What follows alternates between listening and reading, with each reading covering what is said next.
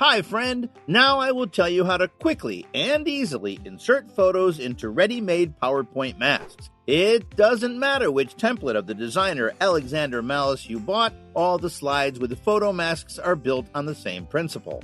And so, let's start by opening the presentation, which you can also download for free from the link in the description of this video. Let's move on to the photo mask slide. In the center, we see the image icon, Picture from File. Click on it with the mouse, a folder will open. Select the image you want to insert and simply click Insert. That's it. Now your image is automatically added to the slide.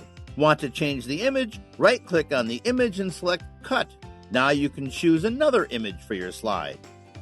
You can just as easily adjust the image in the photo mask. To do this, add a picture to the photo mask, select it on the slide, and select Picture Format at the top of the menu and then click Crop. Now you can edit your image. Pull the corners the way you want it. To exit the editing mode, just click in the empty field of the slide. Insert images on slides. Change and customize images as you like. Download professional presentation templates from the link in the description and surprise your audience. See you in the next video.